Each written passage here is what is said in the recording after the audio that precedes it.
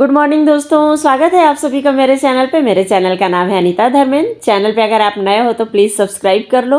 और वीडियो में आगे बढ़ने से पहले बता देती हूँ, ये है 19 तारीख यानी दिन शुक्रवार का ब्लॉग है।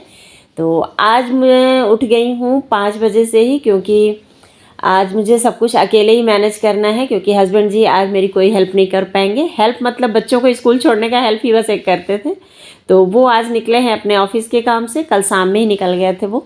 तो मैं अब आज अकेले ही सब कुछ मैनेज करना है, तो थोड़ा जल्दी उठी हूँ। रोज़ 6 बजे उठती थी, आज 5 बजे उठी हूँ। सबसे पहला जो बड़ा टास्क होता है ना, वो बच्चों को उठाने का काम होता है। तो उन्हें बार बार मैं उठाऊँगी भी, और इधर किचन में काम करने भी आ गई हूँ, क्योंकि दोनों काम एक साथ करने ही पड़ते हैं मॉर्निंग में। तो छोटे बेटे को बोलूँगी, वो पूजा कर देगा, और बड़े बेटे को उठा दूँगी तो वो भी रेडी हो जाएगा स्कूल के लिए। दोनों को ही स्कूल छोड़ना मुझे पड़ेगा। और सबसे पहला काम होता है मॉर्निंग में किचन में आकर के किचन साफ़ करना। गैस चूल्हा और प्लेटफॉर्म दोनों को ही गीले कपड़े से मैं साफ़ कर लूँगी एक बार। उसके बाद फिर बनाऊँगी मैं ब्रेकफास्ट। तो ब्रेकफास्ट में बस दूध और लड्डू देने वाली हूँ, क्योंकि बच्चे सुबह आजकल ठंड के दिन में ज़्यादा कुछ खा के जाना नहीं चाह रहे हैं, बोलते हैं भूख ही नहीं लगी है। पर लंच बॉक्स जो है वो मैं हैवी दूँगी। तो लंच बॉक्स में आज पराठा और टमाटर मटर की जो कल सब्ज़ी बनाई थी ना, मैं वही देने वाली हूँ। तो ऐसा नहीं है कि मैं बिल्कुल हमेशा ताज़ी सब्ज़ी ही देती हूँ। जैसे टमाटर और मटर की सब्ज़ी ना जल्दी ख़राब नहीं होती है, तो इसलिए इसको मैं दे देती हूँ। जो सब्ज़ियाँ जल्दी ख़राब होती हैं उन सब्ज़ियों को फिर मैं ताज़ा बना के देती हूँ। तो बस मैं जैसे कल जब सब्ज़ी बनाई थी ना, तो उसकी सूखी सब्ज़ी निकाल ली थी। तो बच्चों को रस्से वाली सब्ज़ी टिफ़िन में देने से ना टिफ़िन काफ़ी मैसी हो जाता है, इसलिए सूखा ही निकाल ली थी बिना पानी डाले उसमें। तो वही दे दूँगी मैं उनको। और यहाँ पे पराठे बना लूँगी और दूध भी साथ के साथ उबाल लूँगी। और इसी के साथ साथ एक और एक्स्ट्रा काम कर रही हूँ, बार बार जा कर के बच्चों को उठा रही हूँ, क्योंकि छोटा बेटा तो उठ गया पर बड़ा वाला सो जा रहा है। तो उठाना मतलब ठंड के दिन में यार हम खुद ही उठने में बहुत वो होते हैं, लेकिन ये है कि जिम्मेदारियाँ सिर पे आ जाती हैं तो फिर नींद अपने आप खुल जाती है। और यहाँ बच्चों को लेकिन अभी वो जिम्मेदारियाँ सिर पे नहीं आई हैं ना, तो बस उन्हें है कि उठाना ही पड़ता है। तो बस फटाफट से लंच बॉक्स तैयार कर लूँगी और साथ में 2 रोटी बना लूँगी, क्योंकि बड़े बेटे को लंच बॉक्स नहीं लेके जाना है, वो जल्दी आ जाएगा घर पे। तो उसके लिए फिर मैं 2 रोटी बना दी, ताकि वो रोटी सब्जी और दूध लड्डू खा के चला जाएगा, तो भूख नहीं लगेगी। और एग्ज़ाम चल रहे हैं, उसके प्रैक्टिकल चल रहे हैं, तो इसलिए लंच बॉक्स लेके जाने की ज़रूरत ही नहीं पड़ती है। 12 बजे तक आ जाता है वो। और यहाँ पे आज मेरी बिल्कुल भागम भाग ही रहेगी सुबह से ही। और नाश्ता बनाने के बाद सबसे पहला काम होता है, जो मैं कपड़ा बिछा करके यहाँ पे जो रोटी बनाती हूँ ना, रोटी बनाते समय आटा बहुत गिरता है। तो प्लेटफॉर्म तो चलिए गंदा होता है, नीचे ज़मीन पे भी गिर जाते हैं आटे, तो फिर पूरा घर उससे गंदा होता है। इसलिए मैं एक कपड़ा बिछा लेती हूँ और रोटी बनाने के बाद उस कपड़े को फोल्ड करके रख देती हूँ, तो मेरा प्लेटफॉर्म भी साफ़ रहता है और नीचे भी डस्ट नहीं होता है। और यहाँ पे दूध ले लूँगी और बच्चों के लिए लड्डू।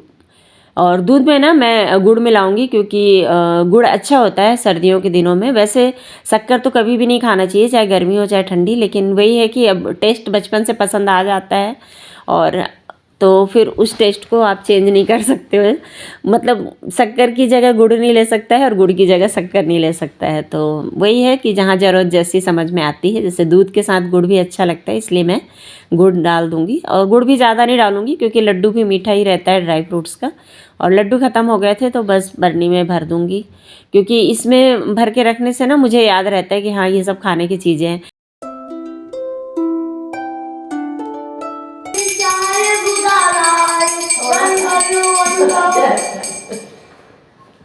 और यहाँ पे छोटू पूजा कर रहा था, तो मैं वीडियो बना रही थी। तो वो पूजा हमेशा नॉर्मली तौलिया और बनियाइन में ही करता है, क्योंकि ड्रेस पहन करके मतलब उसको कंफर्टेबल भी नहीं रहता, और ड्रेस जूठा भी रहता है नेक्स्ट डे पूजा जैसे करना रहता है।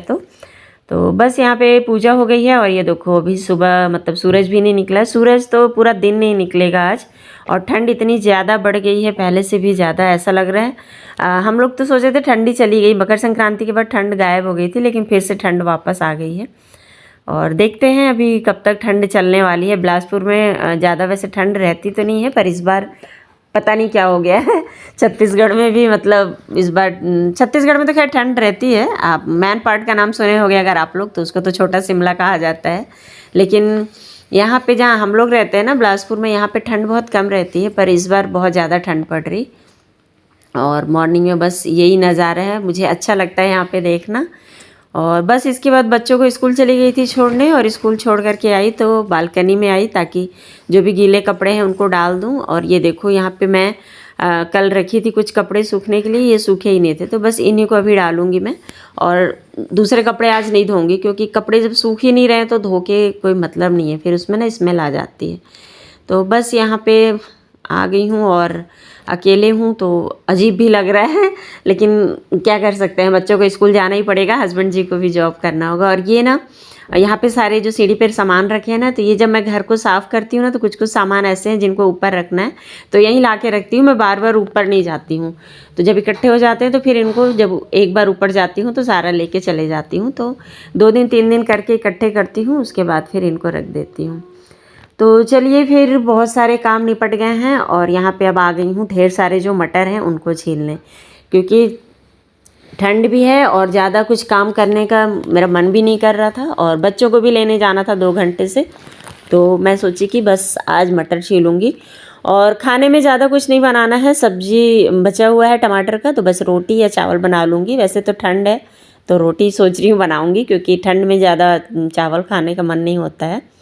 और ये मटर ना मैं कम से कम 2 से 3 बार में रुक रुक करके तब जाके कंप्लीट कर पाई थी, इतना ज़्यादा मटर था। मुझे लगता है 10 किलो से भी ज़्यादा था। उसके बाद फिर उसको छीली, और फिर मुझे याद आया बच्चों के लिए मैं आंवला लेके आई हूँ, तो आंवला को मैं उबाल के जैसे रख दूँगी ना तो बच्चे खा लेते हैं, और उसकी थोड़ी बहुत चटनी भी बना लूँगी, तो बस खाने में चटनी भी खा लेंगे। और अचानक से मुझे आवाज़ आई तो मैं बाहर निकल के देख रही हूँ, तो यहाँ पे चल रहा था रोलर। तो थोड़ा सा दुख भी हुआ, अगर मेरा डाउट क्लियर है तो वाकई में बुरा लगा मुझे। शायद मुझे लग रहा है ये रोलर चलवा रहे हैं इस खेत में, इसका मतलब कि इसको फ्लैट करवा रहे हैं। तो अगर खेत को बोलते हैं ना कि बराबर करवा रहे हैं तो तब तो ठीक है, कोई बात नहीं। लेकिन अगर ये इसको बेचने वाले हैं इस ज़मीन को, तो मतलब यहाँ पे भी अब हरियाली नहीं दिखेगी, फ्लैट वगैरह बन जाएगा, तो थोड़ा सा बुरा लगा। उसके बाद मैं चली गई थी बच्चों को स्कूल से लाने, और यहाँ पे बज गए हैं 4। तो खाना पीना हम लोग कर लिए थे। उसके बाद आज मुझे याद आया कि मैं क्या बोलते हैं इसको, इंडक्शन, हाँ इंडक्शन भी मंगा के रखी थी, पर खरमास का जो माह था ना 14 जनवरी तक का, तो उसमें निकालते नहीं है कुछ भी नई चीज़, इसलिए मैं इसको रख दी थी।